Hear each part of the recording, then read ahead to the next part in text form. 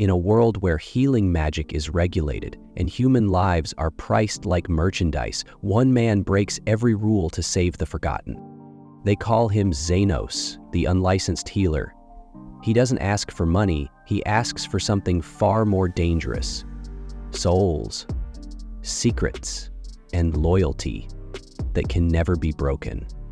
This is the story of a healer who saves lives, not for justice, not for fame, but to reshape fate itself. A long time ago, there was a land tucked between wide rivers and deep forests. People called it Eldom, and it had a special kind of fame, not for warriors or gold, but for its healers. Folks from nearby towns would travel for days just to get treated there. The kingdom had strict rules. If someone wanted to be an official healer, they had to go through years of learning and pass tough tests before getting a license. But there was this one guy, Jace. No license, no training from fancy schools, just raw talent. He was a natural. People came to him with injuries, sickness, and all sorts of problems. He didn't wear the kingdom's official robes or carry a badge, but somehow word kept spreading about him, and he helped everyone who knocked on his door. Now let's jump to Jace's small house on the edge of town. His assistant, Mandy, was already up before the sun, brewing coffee and moving around the kitchen. She nudged him awake like she always did, got him his drink, and started planning the day while he stretched and yawned. After a quiet morning, Jace treated a farmer with a nasty back injury. The man tried to tip him, and Jace didn't say no. He had bills to pay too. Later, Mandy checked in with him about the day's schedule. He had a couple of house calls lined up and promised he'd be home before it got too dark. Mandy said she'd have dinner ready and told him not to be late. While Lily was busy cooking dinner, Carmilla dropped by. Lily was still working in the kitchen, trying to make everything perfect. She wanted it to turn out amazing. After all, she saw herself as the future Mrs. Xenos. Carmilla smiled and went to relax while Lily kept working. Soon, a girl named Zofa showed up at the door asking about Xenos. Lily let her know he wasn't home yet, just out doing his usual house visits. Zofa said she'd hang around and wait. A little later, another girl named Linga came by with the same question. Lily told her the same, he'd be back soon. Zofa wasn't thrilled and told Linga to go back home, but Linga refused and said she'd wait too. Then a third girl, Loy, showed up looking for Xenos. Lily told her to wait with the others since he wasn't home yet. All three of them decided to stick around and wait for him. As Lily finished cooking, she offered to serve the food, but the girls said they'd wait for Xenos to eat together. Lily stepped outside for a bit to bring in the laundry and told them to keep an eye on the food. But once she left, the smell in the kitchen was just too tempting. One by one, the girls gave in and started eating. Before long, all the food was gone. Lily came back and was shocked. Everything she cooked had vanished.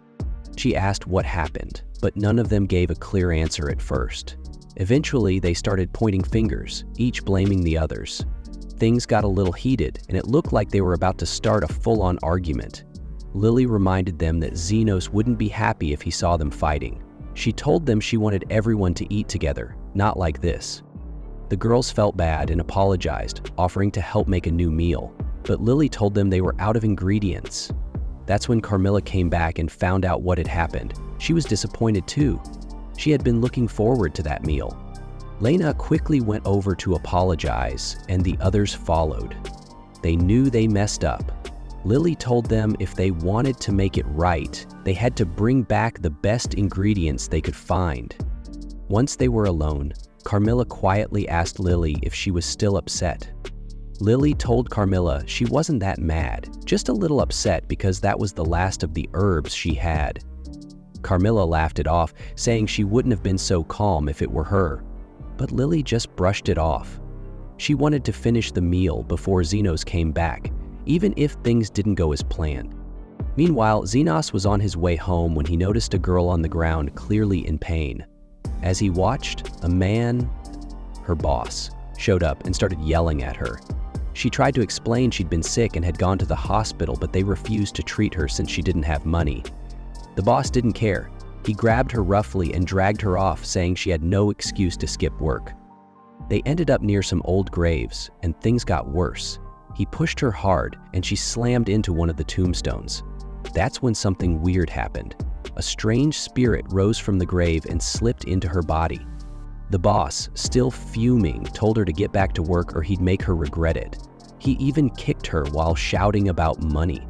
But this time, something had changed. The girl hit back, and it wasn't just a small hit. She seriously hurt him, and he ran off in fear. While escaping, the boss ran into Xenos and begged for help, saying his servant had gone crazy. Xenos was confused and asked where she was. The boss pointed at the girl, who was slowly making her way toward them. Xenos wanted to understand what was going on, but the boss just said it was farming work and tried to act like nothing strange had happened. He warned Xenos not to get involved and even threatened to charge him if anything happened. The girl suddenly charged at them. Xenos quickly moved the boss out of the way, trying to figure out what had made her so furious. She began throwing rocks at him, but Xenos dodged everything easily. The boss begged Xenos to do something, anything, to stop her. But Xenos refused to kill her. That wasn't his way.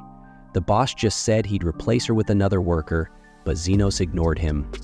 Then the girl threw a huge rock at Xenos, but he blocked it and shattered it. She rushed at him again with full force. He avoided every blow, then blocked her final strike, sending her flying into a nearby building. Xenos approached her slowly. She couldn't move anymore. He knelt beside her and placed his hands over her, using his healing skills to remove the dark spirit that had possessed her. While doing so, he wondered how simple farm work could lead to someone getting taken over by an evil spirit. Once the girl was safe, he stood up. The boss, shocked by what he just saw, asked if Xenos could also heal him, but Xenos said he was done for the day. The boss begged, saying he could die from his injury.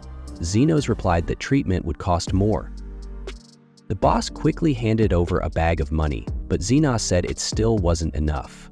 The boss was confused. He offered more than the usual rate. That's when Xenos told him something unexpected. He wasn't even a licensed healer. He worked in secret. The boss stood there, stunned, while Xenos simply walked away. Xeno told the boss that what he was doing was basically illegal, kind of like stealing from graves. He said healing the girl wasn't cheap, so he'd take her with him to settle the difference. The boss didn't argue, he just gave the go-ahead and left. Xeno took the girl's documents to make it official, then sat beside her until she woke up. When she opened her eyes, she was confused and asked who he was. Xenos let her know that she now belonged to him and asked for her name. She said her name was Tell. Since she was still hurting, Xenos needed to examine her and asked her to get ready for that. He'd spent a lot healing her, so he needed to check everything. He looked her over and confirmed what he suspected. She had a stomach issue, probably from being hunched over all the time. Without using any kind of tool or spell, he fixed her up right away. He told her he had opened her up, removed the problem, and closed her back up, but there was no scar or sign it even happened. Tell was shocked. No magic, no surgery, no wounds, just like that. She couldn't believe it. She thanked him and said she didn't know how to repay him. Xenos told her that thank you wasn't enough. He said he wanted something in return and that she'd need to start working for him right away. She agreed without hesitation and said she'd serve him however he needed. He gave her a task, finding something listed in an old book. Tell was confident and led the way. When they reached the right spot, she picked the plant and asked if that was the one. Xenos said it was and told her she had completed the job he gave her. She looked surprised and asked if that was really it. She thought he wanted more from her, but he said that was enough. She'd done what he asked, and now her debt was cleared. He explained that fairness works both ways. You should be rewarded for helping someone, and if someone helps you, you should return the favor fairly. Tell still felt like she hadn't done anything big, but Xeno said otherwise. Finding that plant was important, and he wouldn't have been able to do it without her. Then he ended the contract between them and told her she was free to go. Tell admitted she didn't have a place to go, but said she wanted to experience life and figure things out on her own. She promised that once she learned more about life, she'd come back and tell him all about it. She also asked if she could visit sometime. Xeno said she could drop by whenever she wanted, and added that if she ever got sick again, he'd treat her for free. He then went back home, and Layla was there to greet him, saying the food wasn't ready just yet. Soon after, 3 other girls showed up. Zenas was surprised and asked what they were doing there. They reassured him everything was fine. Layla walked over to them, excited about all the tasty food they had brought, and couldn't believe how much there was. Zenos headed into the kitchen to get a pot ready and started adding herbs to it. Carmilla was there too, and he asked if she had come along as well. Layla joined them, saying she was about to make a big meal, starting with some black tea. We are then taken to the past where Aeon throws a gold coin in Zenas' direction and starts humiliating him, saying that's the kind of reward he'll never have in his life. Hearing these uncalled for insults, Zenas asks what he means by that. Aeon then decides to be more direct and says that Zenas hasn't done anything useful in Grovo, so he'll be expelled. In response, Zenas argues back, saying he's done a lot for the team. He also finds it strange that Aston is treating him like this, especially since Aston was the one who extended a hand to him and even called him a friend. Seeing Zenas' reaction, Aston starts laughing and says the boy is still just as naive as he was when he was a kid. After all, back then, Aston only wanted a disposable member for the group, someone who could die or be used as a human shield to save them from headaches. To Aston, Zenas is just cattle, meant to be used and discarded.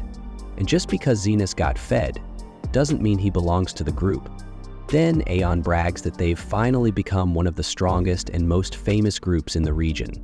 Hearing this, Zenas says they only got that far with his help, but Aston brushes off his contributions, claiming Zenas shouldn't take all the credit just because he learned some dark core magic on his own. Since Aston is trying to get the attention of the region's rich and powerful, he plans to kick Zenas out of the group, believing that having a poor guy around would only hold him back. As for that gold coin he tossed earlier, Aston says Zenas can keep it as long as he stays quiet about ever being part of the Golden Phoenix group. With that, Zenas quietly agrees and leaves, promising not to say a word. Meanwhile, an elf girl is ambushed in an alley, but she counters with a nutcracker move on her attacker and manages to escape, until he hits her with an arrow, causing her to collapse. Then, losing control, he slashes her with a blade. At that moment, Zenas happens to pass by and sees the situation. He decides to buy the girl from the 2 attackers using the gold coin he got from the Golden Phoenix. Seeing that the girl can barely breathe, Zenas immediately heals her fully using his dark core magic. When she gets up, the girl is shocked to see that her wound has vanished instantly. She thanks Zenas and introduces herself as Lirio. As they talk, Zenas notices she's a girl from the streets with nothing to her name. He decides to start by buying her some clothes and food. While they eat, Zenas wonders what to do with her. He realizes he can't just dump her in a random orphanage in the slums, especially since she's an elf. She'd be treated terribly. The girl then asks where he works. Zenas replies that he was just expelled from his old adventurer group and now has nowhere to go. Hearing his story, Lirio immediately relates to him. After all, she also has no clear path in life. During their conversation, they're interrupted by a man who walks in with an injured arm asking for some water. Upon examining the wound, Zenas realizes it was caused by a magic weapon. The man confirms this, explaining he got careless and was hit. Zenas approaches and heals the man instantly with his magic. Amazed by Zenas' powers, the man says he's never seen a healer of that level. He pulls out a few gold coins and hands them to Zenas before leaving. Seeing Zenas frozen, Lirio asks why he looks so serious. Zenas explains that he didn't even know his healing services were worth anything. Now that he does, he decides to open a healing clinic so he can earn money and people's gratitude, something he's never received before. But Zenas also admits that as a poor kid from the slums, he can't get an official healer's license, so opening a legitimate clinic would be nearly impossible. Instead, he figures it's best to run things underground. Excited by his plan, Lirio asks if she can help out with the clinic, but Zenas hesitates. He doesn't want to drag a kid into illegal work. Lion couldn't forget that Zenas had technically purchased her, and because of that, she felt obligated to follow him wherever he went. But when she mentioned this, Zenas insisted he only did it to help her, not to make her feel bound to him. Still, Lion couldn't shake the fear that he might just leave her behind now that he had what he wanted. Zenas, however, reassured her.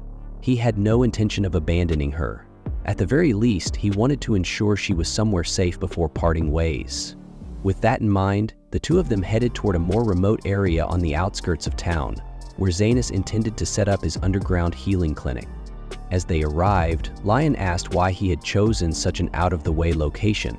Zanus explained that trying to run an illegal clinic in the middle of a crowded city would be asking for trouble. Plus, the abandoned buildings in the area made it easier for him to find a place to stay. But when they reached the run-down house he had picked, Lion instinctively clutched his arm. She looked uneasy, clearly afraid to go inside. When asked why, she explained that eerie places like this were often breeding grounds for monsters. If they happened to encounter a specter, it could spell their doom. Zanus was unfamiliar with the term, so Lion explained, "Specters are some of the most dangerous undead creatures in existence. They resemble ordinary humans, but if one were to touch you, it could drain your life force instantly, turning you into a thinking, obedient ghost." Despite her frightening explanation, Zanus stepped into the house without hesitation. Lion, still cautious, asked him to wait and used her magic to light up the interior so they could inspect it properly. She then asked what he thought of the place. Zanus smiled and said it was more than good enough. Compared to his old life, where he often had to sleep on the streets during his time as an adventurer, having a roof over his head already felt like luxury. After checking the beams and the structure, he determined the house was solid, just in need of a deep clean. Seeing how content he was with such little comfort, Lion couldn't help but point out how positive he was. Zeno shrugged and replied that since he had never really owned anything, he had no reason to let negativity take over. Suddenly, the peaceful moment was interrupted. A specter emerged and began closing in on them. Without panicking, Zanus channeled healing magic and struck the monster, calming Lion as he explained that he'd already slain about 100 of these creatures before. He knew well that healing spells were especially effective against them. Lion was stunned. Specters were considered unstoppable. Most people never lived to tell the tale. But as if to challenge that notion, the creature regenerated its limbs and lunged at them again. However, upon sensing Zanus preparing another healing spell, it hesitated and backed away. At that moment, the specter, revealed to be none other than the queen of her kind, began to question the situation. No human had ever dared anger her before. Frustrated, she summoned her ghostly servants to finish the fight. Realizing that negotiation was no longer an option, Zanus unleashed his full healing aura, wiping out her summoned spirits instantly. The queen demanded to know who he really was. Zanus answered plainly, he was just an unlicensed healer, nothing more. He had no interest in harming her. He only wanted to use the house as his clinic. Seeing that there was little she could do to stop him, the queen, Carmilla, let out a sigh and disappeared into the shadows, allowing him to claim the house. The very next day, the clinic was up and running. After tidying the place, Zanus and Lion began seeing their first patients. But before long, a familiar figure from the day before returned, this time bringing his younger sister, hoping Zanus could save her too. When Zanus sees the wound on the girl's arm, he immediately recognizes the signs of a poisoned magic weapon attack.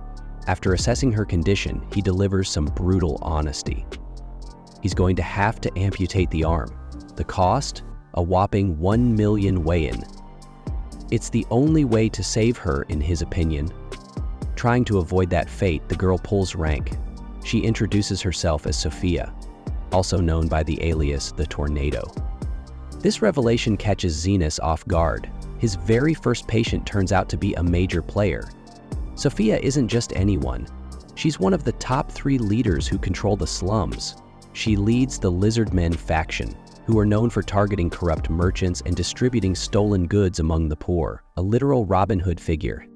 Sophia, still bargaining, demands a real explanation for the absurd price. Zanus responds calmly. He's not just removing the arm, he's regenerating it completely. Creating a new limb from scratch will take tremendous effort, and that's what justifies the price. Though skeptical, Sophia agrees to take the risk. Zanus gets to work and successfully regrows her arm from nothing, proving that he wasn't bluffing. Later that night, Carmilla joins Zanus and Lily for a quiet tea break. Unfortunately, she burns her tongue and retreats upstairs. Meanwhile, Lily wonders why the Lizardmen always seem to end up injured. Zenas explains that their constant battles with rival species in the slums keep them in a never-ending cycle of conflict. As they talk, a new visitor arrives. Linga, a woman known for controlling the underground gambling rings. She's come seeking the secret healer to treat her wounded werewolves. Zenas is surprised. He's only been seeing underworld elites since he opened the clinic. However, Zenas informs her that clinic hours are over. Linga responds bluntly, she's not here for a checkup. She's here to kill him, claiming he's the infamous healer aiding a rival faction. She attacks without warning, but Zenas quickly shields himself using a self-learned barrier spell. Impressed by his defense, Linga orders her men to strike too, but they fail just as miserably. Frustrated, she instructs them to destroy the building instead, thinking that at least she can ruin his clinic. The chaos draws Carmilla downstairs. Upon seeing her home being wrecked, she prepares to wipe them all out, but Zenas steps in, reminding her that this place was meant to heal people, not become a battlefield. Hearing this, Carmilla respects his request and calmly returns upstairs. Witnessing how the Queen of Spectres obeyed Zenas, Linga drops to her knees, apologizing immediately. After all, he just tanked their attacks and has the literal Queen of the Undead living under his roof. The next day, Zenas is visited by a servant of Lu, the orc leader. He tells Zenas that his mistress wants to meet with him personally. Zenos knew trouble was bound to show up eventually, especially after he took down two big names from the slum scene. The third one left was Luov, the one all the orcs and ogres looked up to. She was tough, real tough. Rumor had it she could smash through solid rock with her bare fists. And that's exactly how she made a killing, breaking into mana crystal deposits and selling the stuff off. Meeting her wasn't exactly on Zenas' wish list, but if talking to her meant no more gangsters bothering his clinic, then fine, let's get it over with. Before heading out, he asked the orc tagging along if Lofi was at least the kind of person who'd sit down and talk like a normal adult. The orc nodded, saying she was smart and respected, maybe the wisest person he'd ever met. Sounded good on paper, but then why wasn't she coming to meet Zenas herself? Turned out she physically couldn't. That set off a few alarm bells in Zenas' head. No time to waste, so he followed the orc straight to her hideout, a cave tucked away from the rest of the slums. Inside, he finally met Lovi. She seemed friendly enough and didn't act all high and mighty. Zenos was curious though. How the hell did she even hear about him? Apparently, the local beast folk couldn't stop gossiping about some miracle healer, even though they were supposed to keep quiet. So much for working in the shadows. Lobe said she heard he could fix anything for the right price, and now she wanted to see if the rumors were real. Zenas took a look at her. No obvious wounds or bruises, so he told her he'd check her insides with his mana scan. That surprised her. Most healers couldn't even do that kind of thing, which honestly baffled Zenas. How do you fix someone if you don't even know what's wrong? Not long after scanning her, he found it, a weird lump inside her gut that was giving off mana. Definitely not normal, probably a mana core or something like it. Loevi confirmed it was a special kind of stone, the kind laced with explosive magic. One wrong move and boom, she's done for. Zenos assumed it was some kind of hit job, poisoned food maybe, but Loevi said no. She was just really hungry one day, saw something that looked like a snack and wolfed it down. Turned out to be a damn magic bomb. Total accident. She laughed it off, but Zenos was already thinking of a way to fix it. He was ready to leave and prep, but Lovi stopped him. She explained that she'd already crushed the thing a bit with her teeth while eating, so it could blow any second now. She was at peace with dying, but she didn't want her people to stick around and risk themselves. That's why she wanted Zenos to take her treasure after she was gone. Better him than someone shady. She'd done some digging and learned Zenos only charged the rich, never kids or families who couldn't pay. That was enough to earn her trust. She even tossed him a key to her vault, but Zenos never planned to let her die. Since she hadn't gone boom yet, he figured he still had time. No hesitation, he pulled out his magic blade and got to work. Louise's guards freaked out, but before they could stop him, he'd already sliced her open, removed the core, and healed her up like nothing happened. When he showed them the dangerous stone, they just stared in shock. Problem was, it was still active, so Zenos clenched it in both hands, let it explode, and shielded the blast with a mana barrier. His hands took some damage, but it was better than the whole place turning into rubble. When the dust settled, he handed the vault key back to Loie, telling her she didn't need to give away her fortune anymore. She was stunned. Most people would have taken the deal and walked away rich, but Xenos didn't think that would have been right. He believed in charging fair, not robbing people blind. Loewe smiled, genuinely grateful. She promised to help him if he ever needed anything. Guards, resources, whatever. She even offered to send her warriors to guard his clinic. But Xenos turned her down. A squad of orc soldiers hanging around would only draw the wrong kind of attention. A few days passed. Back at the clinic, Lily sat at the front desk looking kind of annoyed. Lately, Zofia, Linga, and Lovi had all been dropping by way more than usual. Xenos noticed it too. None of them were hurt, and they didn't seem sick either. At first, he thought they were just bored, but Carmilla set him straight real quick. Those women weren't there for treatment, they were clearly crushing on him. Xenos never really saw himself as anything special. In his mind, he was just some underground healer, patching people up and staying out of trouble. So when Carmilla suggested those 3 girls might actually like him, he found the whole idea ridiculous. But Carmilla seemed way too sure of herself. Meanwhile, Lily started freaking out at the thought that one of those girls might swoop in and steal all of Xenos' attention. He told her not to worry though, he wasn't into any of them. Honestly, he thought they were all kinda nuts. Still, Carmilla warned that if things kept going the way they were, it might not stay peaceful for long. Xenos brushed it off, thinking it was all just talk. But sure enough, the very next day, one of the girls, Zofia, waltzed into the clinic with a tray of sweets, casually hinting she was ready to start a full-on war with the others. And right after her, Zofia showed up with a pile of fruits. Then Linga brought a stack of rare fish, and Lo brought some meat for them. They all had the same idea, declare war and win Xenos over. For some reason, they refused to explain. Xenos tried to stop the madness, but none of them cared. They were already set on fighting it out. Carmilla couldn't stop laughing, joking that Xenos somehow turned into the center of a romantic battlefield. He didn't find it funny at all, especially when the news came that the duel was happening at noon. At the arena, things got serious real quick. Each of the 3 girls had brought their crews, all armored up and ready to brawl. Just when things were about to explode, Xenos walked in.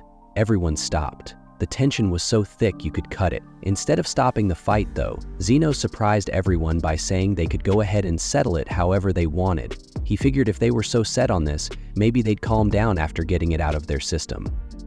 That little push was all they needed. The girls were more fired up than ever, and someone shouted something about the winner getting a special prize. Xenos didn't even hear what it was at first, but it was too late. The chaos had begun. Zofia rushed in, swinging her twin blades.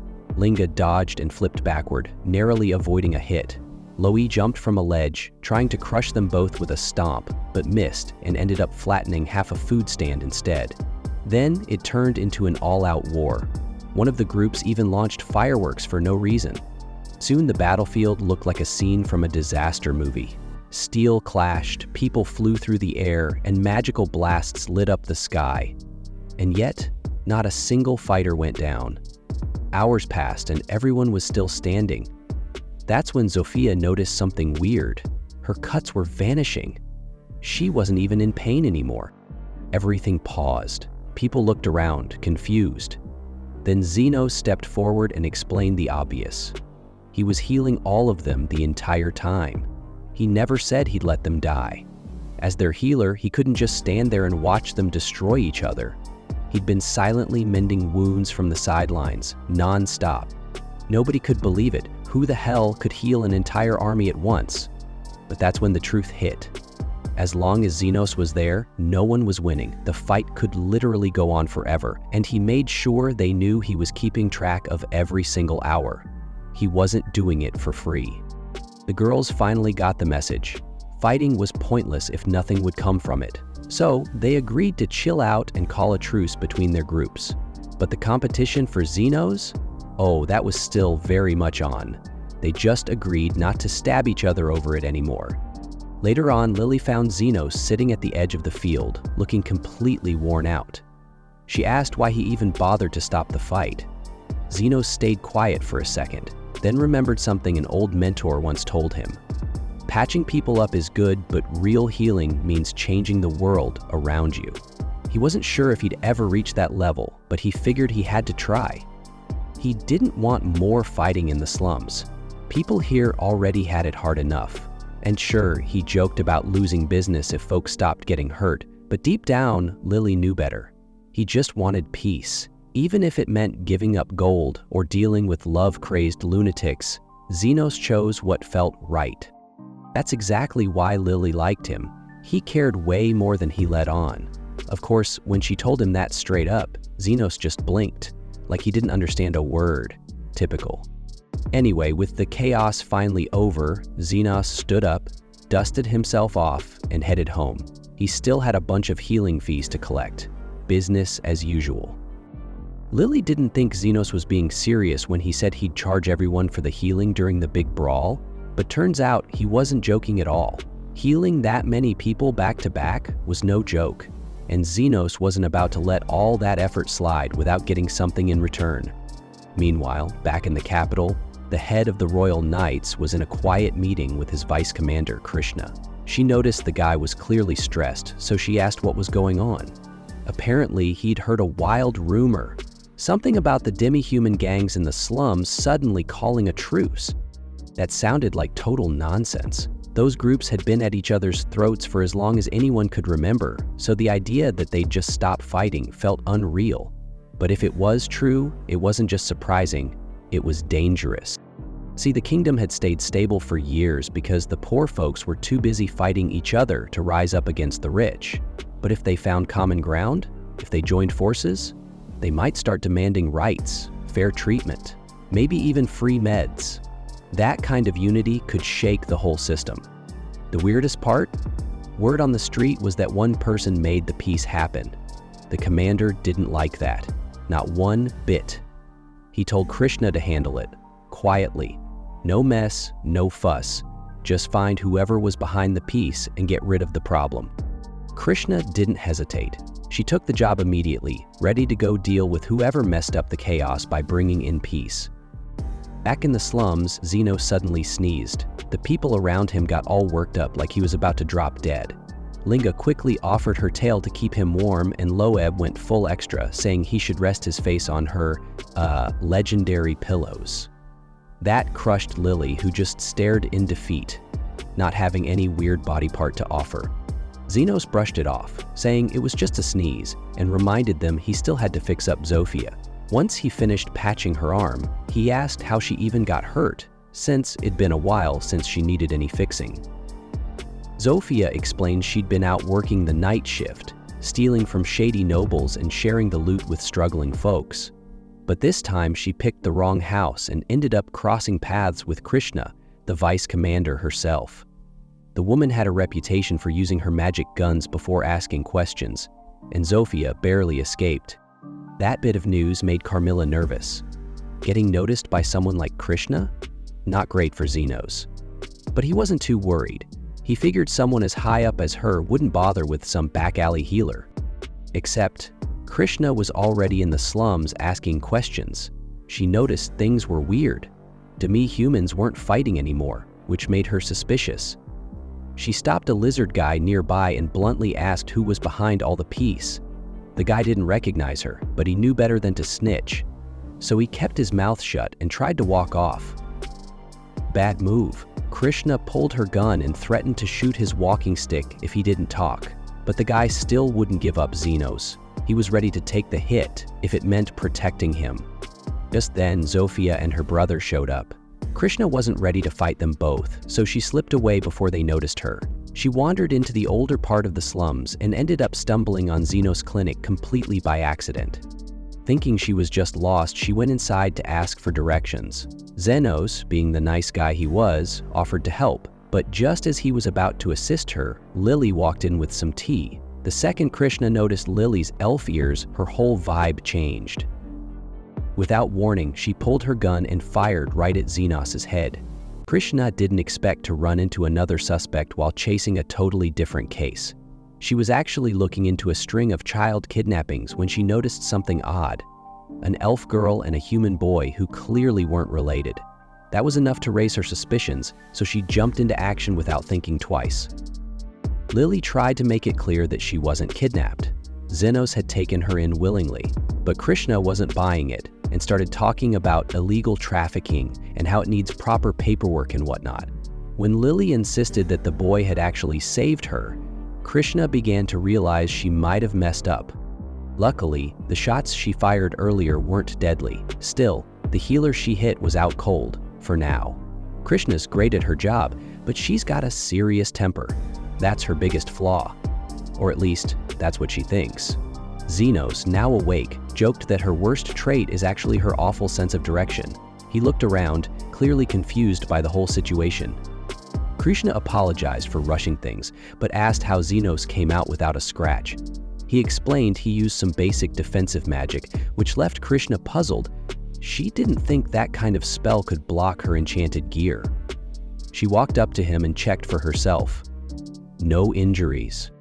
She muttered something about how weird stuff keeps happening lately.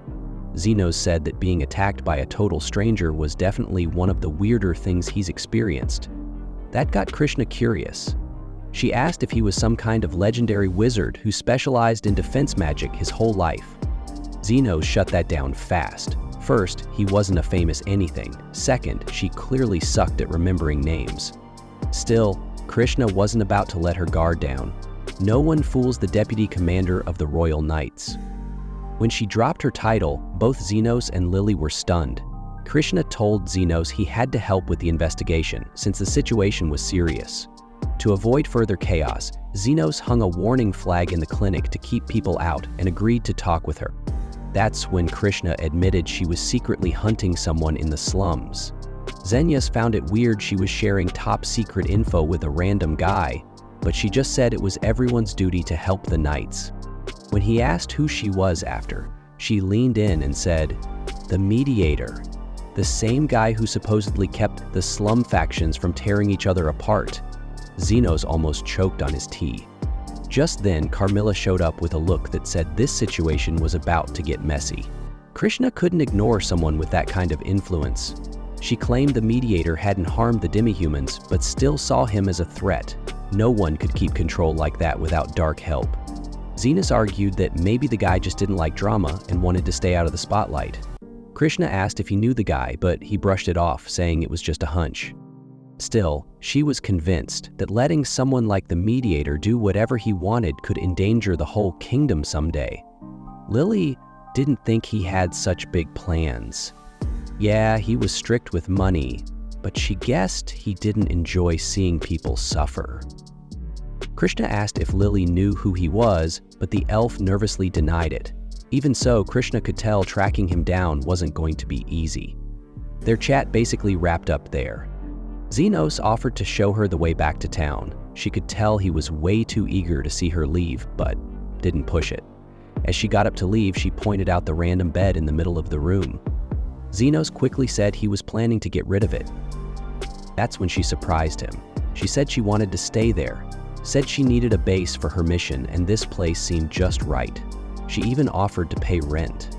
Right after that, Carmilla drifted in from the back, throwing a quiet jab about how the clinic owner sure had a knack for attracting wild women into his life. Later, Krishna was treated a bit more politely and Lily handed her a hot drink, but Krishna couldn't even take a sip. Turns out, she's overly sensitive to hot stuff.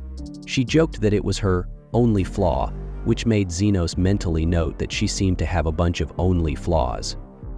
Meanwhile, Lily wasn't too thrilled and nudged Xenos to do their usual routine. After a short pause, he got the hint and began gently patting her head. Carmilla reappeared and pointed out, in that smug, ghostly way of hers, that Lily was clearly trying to mark her territory in front of their new guest. Krishna looked puzzled since Xenos seemed to be talking to thin air. Carmilla, of course, was invisible to her. She teased that Lily just wanted to flex a little, trying to impress a stranger, even if that stranger had nearly blasted Xenos with magic earlier. Still, Carmilla was all in for the drama. She couldn't wait to see what wild turn the next part of this odd story would take. Speaking of drama, Lily noticed Xenos hadn't touched his tea and offered to cool it down for him. Then she wanted to comb his hair and even tried to feed him an apple. Clearly going all in with the affection, not caring what Krishna thought. But when things started getting a little too intense, Lily grabbed Zenos's cheeks and tried to say something bold, only to instantly knock out from exhaustion. She was quietly placed on the bed to sleep it off. Now that it was just the two of them, Krishna circled back to her earlier suspicions. If Zenos claimed Lily was rescued from traffickers, she wanted to know who they were, but Zenos had no answers. Krishna mentioned that this area was known for shady child trafficking rings. Zenos asked if that was why she shot him earlier. She apologized again, blaming it once more on her temper, which she still insisted was her only flaw. Despite everything, she believed someone in her position had to aim for perfection, like a role model for the people. Thinking Zenos might be some kind of defense magic expert, she wondered if he could fully heal something serious, like a lost arm. Before he could reply, she cut in and said, only a saint-level healer could do that kind of miracle. She brought up a past battle where she wrecked Sophia, the fighter known as the Tornado, so badly that her arm was ruined. But recently, she spotted Sophia in the slums and her arm looked brand new.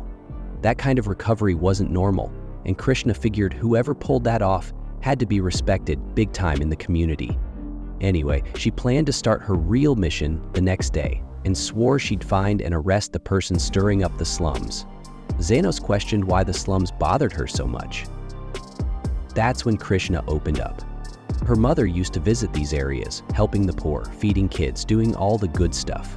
One day, she was killed, supposedly over a stolen wedding ring. Even though she'd helped so many, no one stepped in to help her. That pain stuck with Krishna. Since then, she vowed to become someone strong enough to stop such things from happening again. That's why she joined the Royal Knights and rose up fast, earning the nickname Iron Rose. People said she was cold, but the truth was, her face had been locked in a serious look ever since her mom died. Smiling didn't come easy anymore. The next day, Zenos was checking up on Sophia while Krishna was supposed to be out. Carmilla, floating nearby, remarked that Krishna's story wasn't rare. In 300 years, she'd seen so many people twist their lives around because of one bad event. While chatting, she asked Zenos about the flag still hanging in the room. He figured he'd take it down soon. Then, just as Sophia was about to bring up something strange, like spotting a royal knight nearby, Krishna stormed into the clinic unannounced. Both women immediately went on guard, weapons out.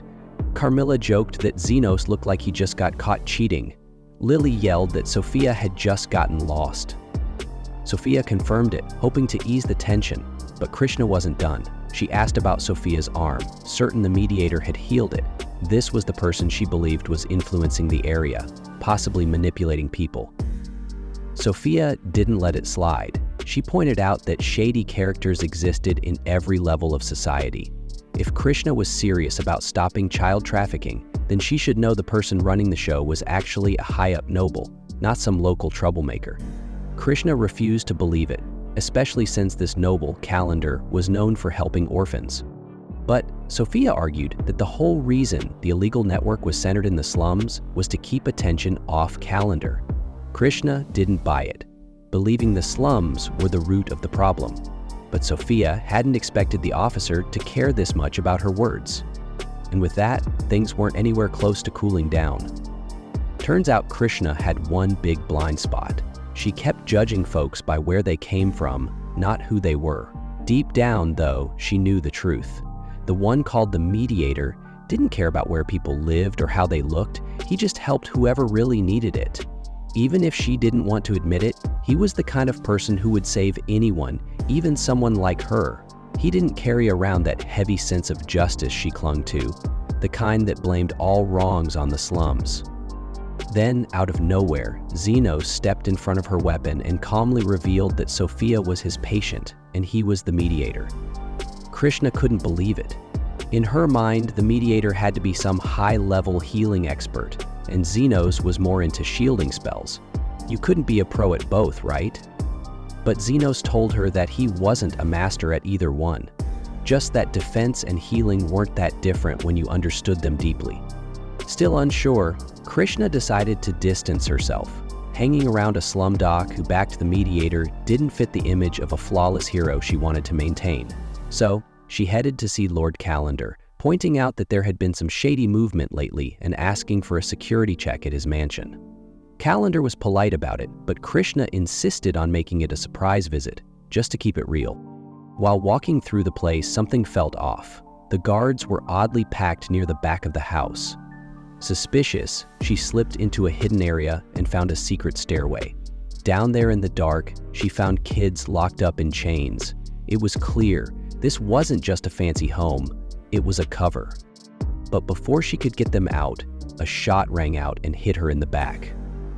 Lord Calendar stepped out of the shadows, weapon in hand, acting like this was all just part of his operation.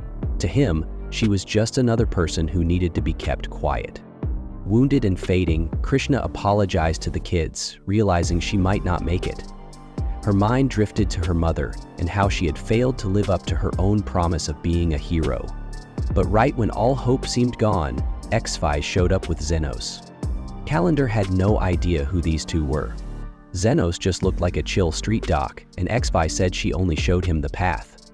The Lord laughed it off and tried to shoot Xenos, but the healer's magic shield blocked it. Calmly, Xenos moved in, forcing Calendar into a panic. The noble tried another shot but tripped over himself and hit the ground hard. Xenos grabbed the nearest pistol and aimed it at Calendar.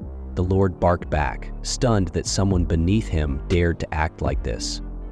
Xenos, unfazed, reminded him that if you go around pulling triggers, you better be ready to face one too. Calendar begged for mercy, thinking his noble title meant something. Xenos didn't care. He pointed out that the man owed an apology, but not to him. When Calendar didn't get the message, Xenos fired. The shot didn't kill him, just tore through his outfit and knocked him flat in the most embarrassing way. He wasn't judge or jury, just someone who didn't tolerate attacks on the people he might one day help. Meanwhile, Krishna thought this was the end for her.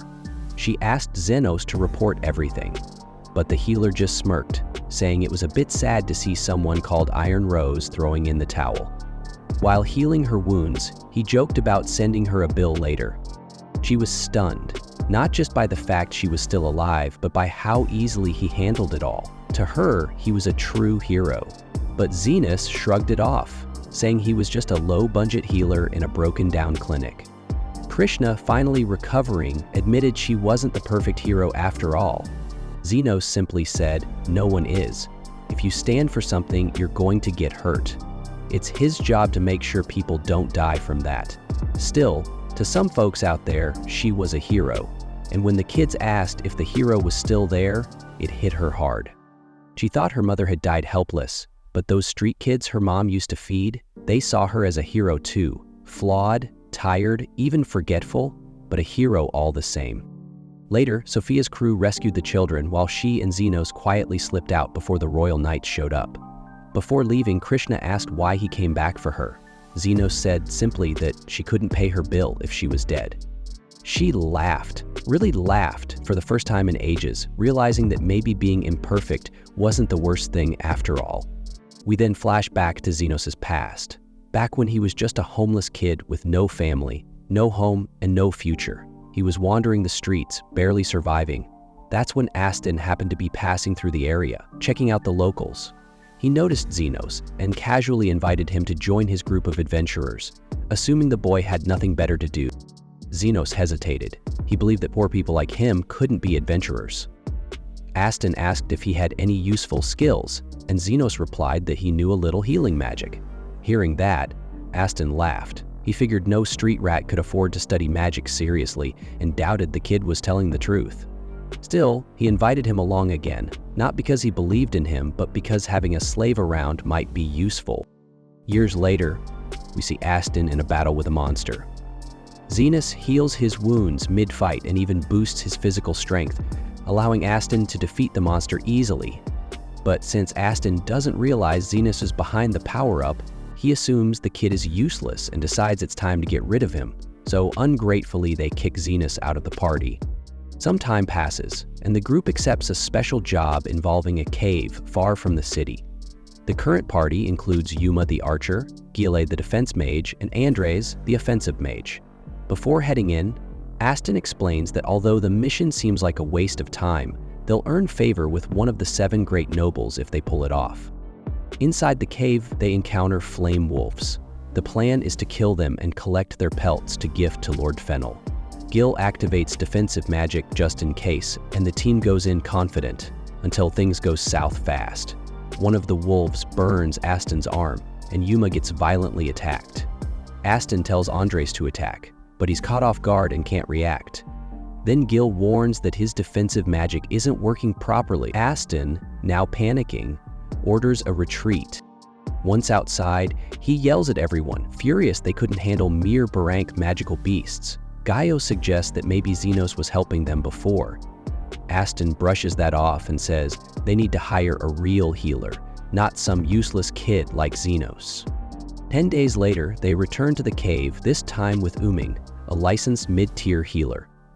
She doesn't understand why a party as famous as the Golden Phoenix, known for surviving anything, would need her help. Aston avoids explaining. Uming tells them Yuma might survive, but his adventuring days are over. Aston doesn't care, he just wants the Fox Flame Wolf pelts to win favor with Lord Fennel, who wants to gift them to his daughter for her birthday. They head back into the cave, only to fall into a surprise ambush. Anders is hit directly by a fireball, and Aston's attack suddenly feels sluggish and ineffective.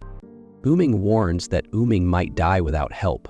Under pressure, Aston calls for another retreat. Once outside, he blames Gile for the failed defense magic, but Uming steps in and says her healing kept Andres alive. Without it, he'd be dead already. Aston demands she heal him more, but she tells him there's nothing else she can do. Only elite or saint-level healers could manage that. This stuns Aston. He begins to realize they've been taking damage ever since Xenos left. Still in denial, he asks if someone without a license could actually use healing magic on that level. Uming doubts it, but is curious why he'd even ask. Aston quickly backtracks, brushing it off, unwilling to believe Xenos could have been that powerful. Later, Lord Fenrirel's servant tells Aston he's a disappointment for failing the mission. The birthday has already passed, so they're no longer welcome. Desperate, Aston tries to blame Xenos, but remembers no one in the group ever talked about him. They didn't want anyone to know a poor street kid was part of their team. So instead, Aston changes tactics and begs for another chance, promising to find replacements for the missing members. As they walk away, Guile points out that they don't actually have any replacements. But Aston insists they do. He's talking about Xenos. He's convinced Xenos would love to rejoin them. He still can't believe the kid kept them alive, but he admits everything did go better when Xenos was around. So now he's planning to use him again to win back their fame.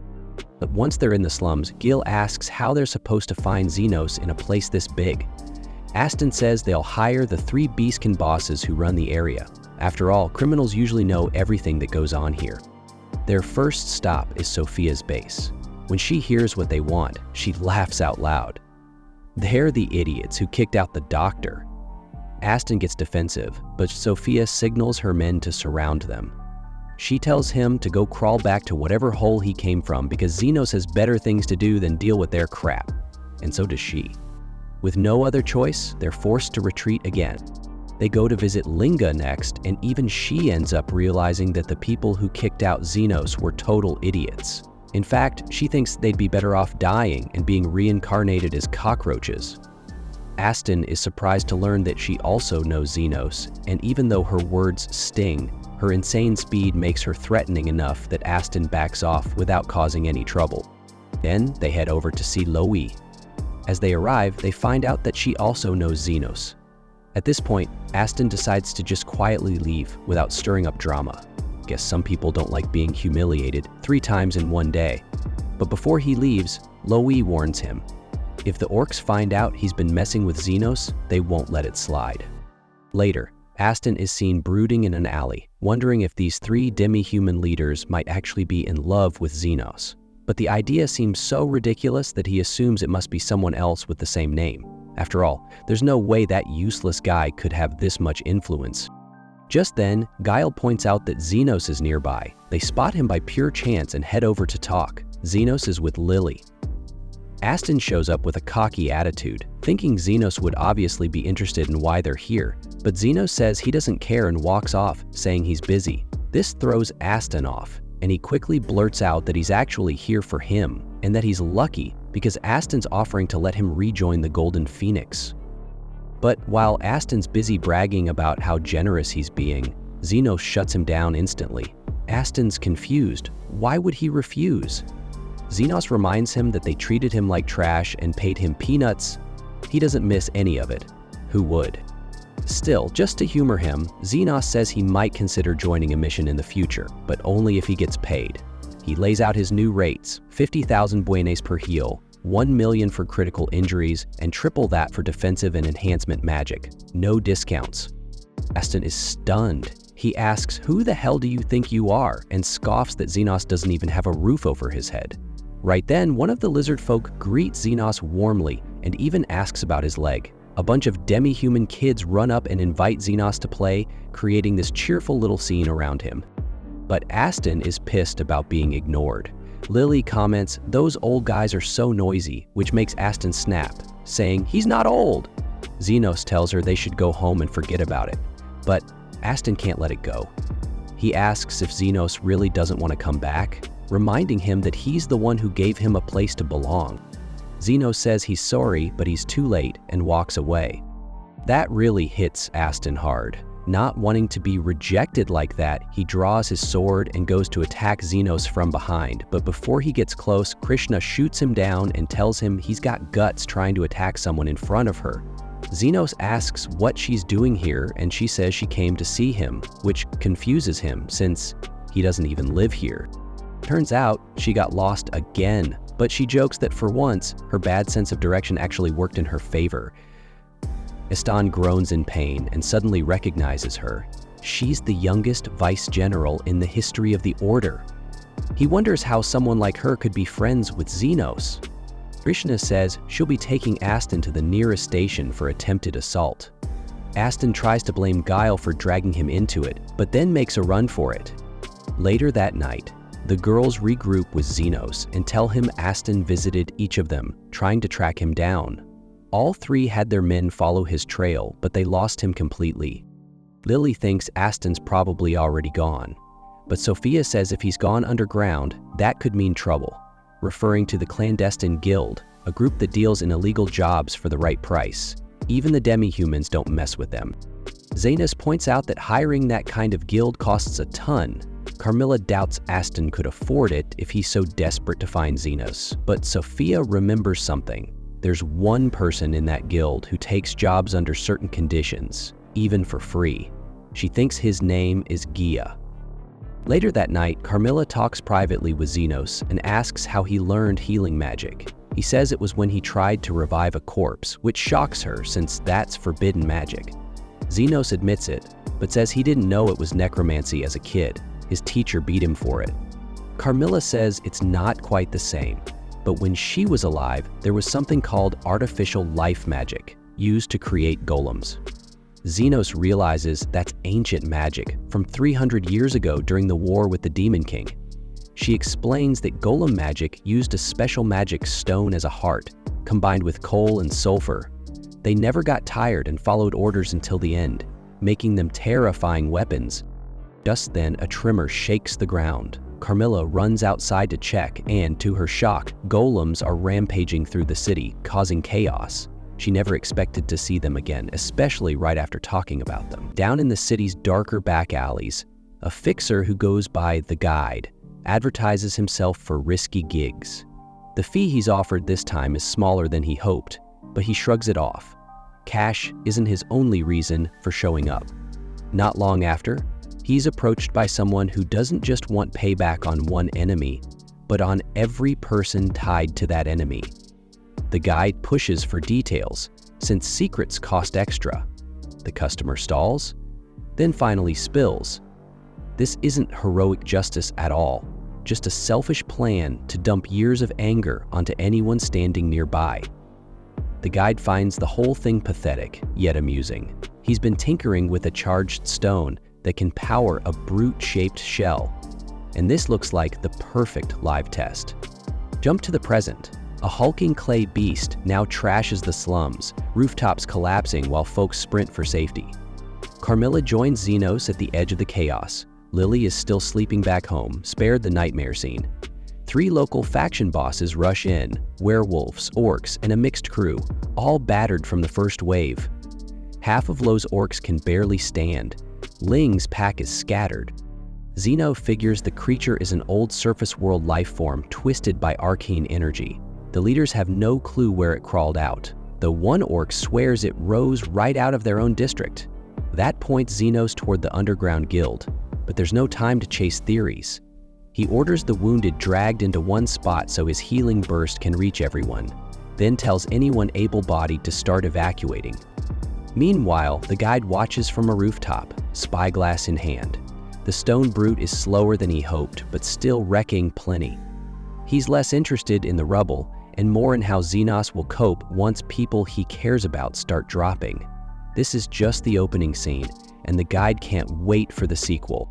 Back on the ground, flames lick at broken walls while survivors haul friends to the healer's circle. Thanks to the uneasy truce between the 3 rival crews, Xenos mends every critical injury in one massive cast, then shouts for the freshly patched fighters to get out fast. He's grumpy about being dragged from bed to rescue strangers for free, but there's no time to complain. Round 2 is already rumbling closer. The doctor wasn't planning to let the person behind all this chaos walk away after making him treat people for free. Up above, the guide kept watching everything unfold. Honestly, he was surprised. This so-called back alley medic, Xenos, was showing skills even top-tier professionals might struggle to match.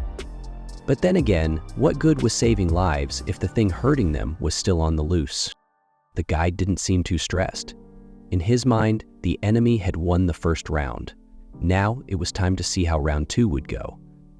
With no new patients showing up and the giant creature finally stopping for a moment, the defenders could finally catch their breath. Xenos, completely worn out, looked like he was ready to collapse right there. Sadly, break time wasn't going to last. The monster was still out there, roaming the slums and smashing everything in its path, no matter how much the doctor wished it would just vanish. The fight wasn't over. Carmilla reminded him that these creatures don't quit. They follow orders until the job is done, and judging by how this one moved, its mission was probably to wipe out the entire area. Xenos dropped his head in frustration. The weight of it all was getting to him. Carmilla, on the other hand, couldn't help but wonder how someone had even gotten a hold of something as rare as a high-grade magic crystal, the kind that powers machines like this. From what people knew, those only existed deep in the ruins on the far-off southern continent, left over from some ancient war. Supposedly, they were all used up, and nobody even knew how to work with that kind of dark tech anymore. Just thinking about it was pointless. Xenos had had enough guessing. It was time to do something. He stood up, ready to go after the monster himself. 2 others, Sophia and Loefer, stepped up too. It was their home being destroyed. They weren't going to sit back and let it happen. The only way to beat the beast was to smash the core hidden inside it, a glowing gem buried deep in its body. That crystal was the thing keeping it alive. Without breaking it, the monster would just keep healing. Sure, destroying the core meant they couldn't sell it afterward, but at this point, survival came first. Xenos told the others to go ahead and fight while he stayed back to support them with his spells. He trusted them. They were the best the slums had. The 3 fighters dashed in, moving faster and hitting harder than before, powered up by Xenos' magic. At first, things looked good. They landed solid blows, quick and clean. But then, the monster struck back. One hit and Linga went flying through several buildings, smashing into rubble. Somehow, she survived, likely thanks to Xenos' protective spells still working. Now it was his turn. It had been ages since Xenos joined a battle like this, so he had to be careful. 2 big things to watch. 1, he needed to stay close enough for his magic to work properly. Too far, and his spells would weaken. The second, well, there wasn't time to think. The fight was only getting started. Xenos had a lot to juggle. Healing, defense, and support skills might look the same from the outside, but they all kick in differently. He couldn't just blast everything out at once like a magic shotgun. First, he had to shield his teammates so they didn't drop mid-fight. Then, boost their abilities so they could land hits that actually mattered. Only after that could he patch up any damage they took. He knew his rhythm, timing everything just right. While all this was going on, the monster started fixing itself again, slowly rebuilding the parts it lost. That gave Xenos an idea. Since it took a while to regrow limbs, what if they focused on its legs? The team followed through, and sure enough, the thing started to topple. But just as it was about to crash, someone spotted a kid frozen right under it. Xenos rushed in, heart pounding, but he knew he wouldn't make it in time. Then, out of nowhere, the giant shifted its fall, just barely missing the child. Everyone was stunned. Even the one observing everything from afar had to admit, this enemy was different. That little twist marked the end of the second phase. What came next? The real test. The part where everything would come down to one final choice. Elsewhere, Carmilla couldn't believe what she'd seen. Golems aren't supposed to act on their own like that. They follow basic instructions, not save kids. Xenos ran a scan and found something worse. There was a human inside. Stan. A guy he once knew from the same streets he grew up in. Turns out, just a few hours earlier, Stan had gone to meet the Observer, chasing revenge like it was the only thing keeping him alive. The secret behind this new golem? A mix of magic, crystal, and human life. That combo made something stronger, more reactive, but also unpredictable. The perfect setup for chaos. What made it work, though, wasn't just the body.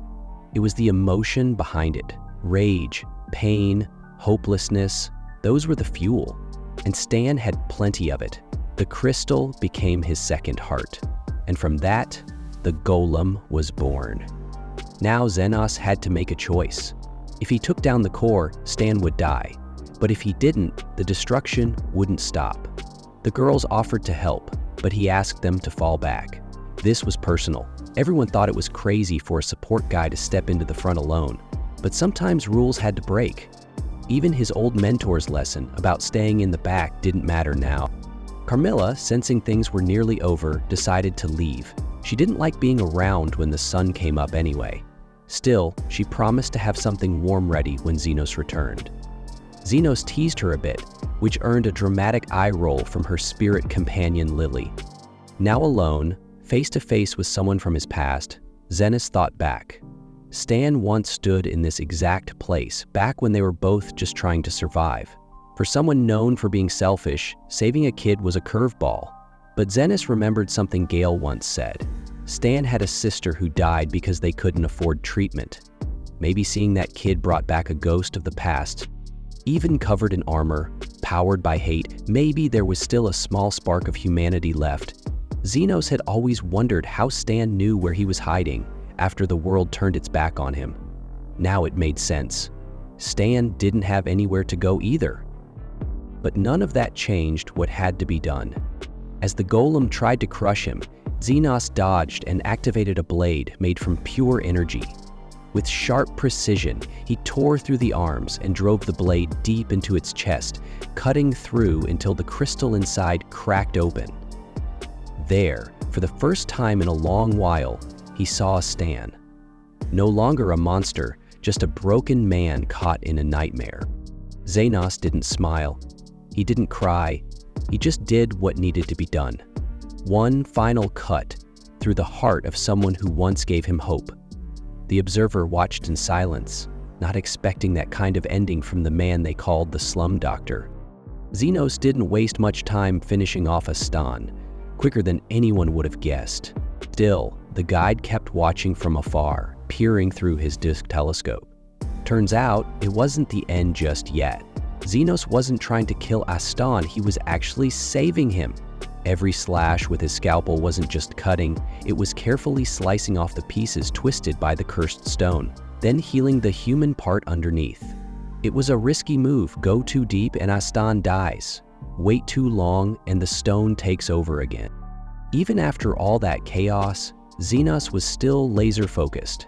The guide couldn't help but be impressed.